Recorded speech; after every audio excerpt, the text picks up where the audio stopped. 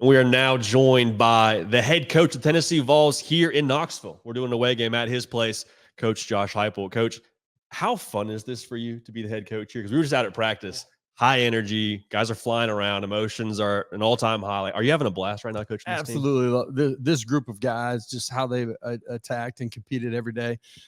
It's a great group to be around. It's really been that way since we got back in January. It's been fun to see our leadership take a real hold inside of the locker room, obviously out on the practice field as well. But the connection of our staff and our players, it's a joy to come in here every single day. When you took this job right around 4 years ago, what would you tell that guy knowing what you know now? And there's so many things that have changed within the landscape of football that I'm not sure anybody knew were coming at the time that I chose to come here. But through all the adversity, when you first get your feet on the ground, just the fan base, the passion, the energy that's created here in Knoxville, across the state, and Vol Nation, across the country. The staff that we have, it's just been so much fun. There's been a lot of growth. I've gotten better. My players and our staff have helped me grow as a head coach, and we've continued to grow as a program. Excited to continue to build towards kickoff this fall. Coach, you talk about that growth. A lot of coaches talk about internal standards and culture and a way of doing things. Everybody has a different version of those. How would you define that for you and this team at Tennessee?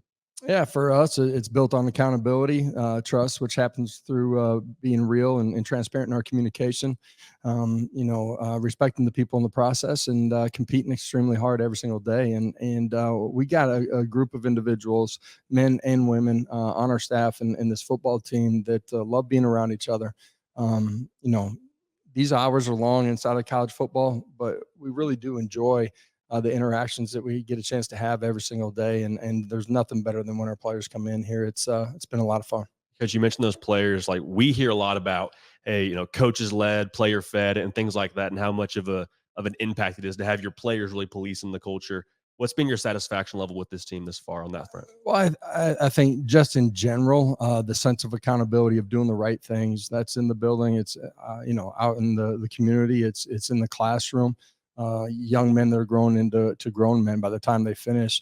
On the leadership side of it, just a really strong group of guys, some that have been here since I arrived, some that have been new over the last 12 months.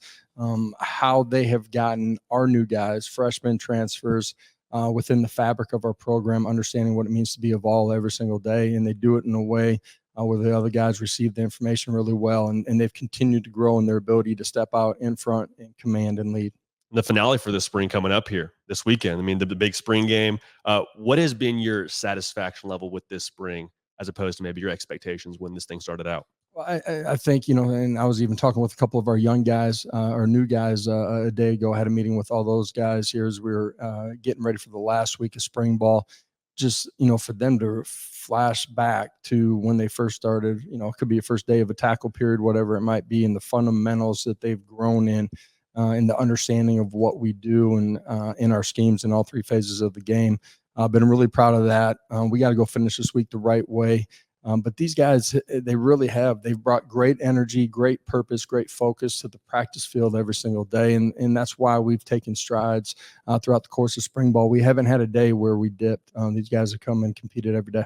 Coach, you mentioned some of those new faces, Mike Matthews, Boo Carter, Brazel. I mean, what's been your impression of a lot of those new guys and how they've acclimated to this point, like you're speaking to? It starts with them in January. Those guys have been super mature in the way that they've conducted themselves. That's the transfers and the high school guys. They've adjusted to college life and college football extremely well. And they're highly talented. They make plays. They reset from play to play. They take coaching extremely well. And a lot of those guys are going to be able to make a huge impact when we get to next fall. And Coach Nico Iamaleava is obviously going to be the talking point for everybody that gets to hold a microphone like me. We're going to talk about that until we start playing games. The first question, does the whole team have his last name down, or is he just Nico? Is he A? Like, do we have a consensus across the board yet? I would say 75% of our team has his last name down. We'll get to 100% by the time we get to kickoff. I was really impressed with your ability to pronounce it the right way. I appreciate that. But it's been fun just with him at the quarterback position, how he's grown this offseason, just being a pro in the building up here all day. He's got great focus. He's continued to grow fundamentally.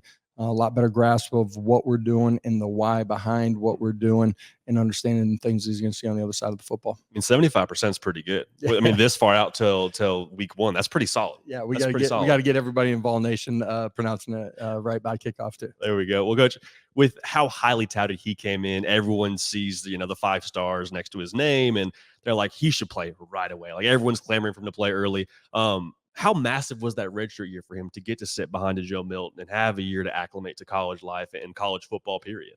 Well, at the end of the day, it's big for him. But I think the best thing about Nico is, from the time that he's got here, he's understood that he has to grow as a player, and that's fundamentally an understanding of the game. His tutelage under Joe last year, those guys have a great relationship, and it really started with the relationship that Hendon and Joe had, where those guys sharpen each other and compete with each other, but they help each other. And Hendon and Joe were just back here last week and still spend time with Nico in our quarterback group. They have great pride in that room. But Nico's ability to grow in his preparation throughout the course of the season is why he played well in the bowl game, will serve him well as we get into this fall as well. Yeah, Coach, it was fun to watch him slinging around today. On the defensive side of the ball, kept seeing 27 making a lot of plays and wreaking havoc. And so I'm just speculating here. Going to be a lot of, hey, check, slide to 27. A lot of extra attention for him. Is there a plan in place to try and isolate him on the defense, or a plan in place to maybe still get after the quarterback when they do give extra attention to him? Yeah, he got extra attention certainly by the midpoint of last year too. And Coach Banks does an unbelievable job with the ability to move him around and try to force offensive line to communicate, understand where he's not just going to be in one spot the entire football game. But for James, his consistent growth here during the course of spring ball, continuing to grow in his fundamentals, being able to play down in and down out. It's also why it's important that you grow guys around him. And James understands that. But our defensive line group, we got a lot of depth and experience on the inside. Our edges continue to get better. Really excited about what our guys have done up front on the defense side of the ball this spring.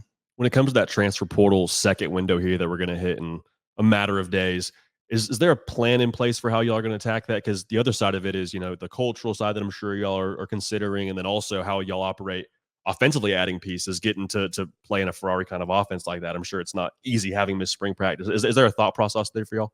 Yeah, I mean, at the end of the day, you always try to upgrade your roster. The guys that we have here, we love. The culture piece is real, and so you're trying to balance all those things to put your roster in the best spot to go be your best next fall. Awesome. Well, Coach, last question for you here. We appreciate all your time.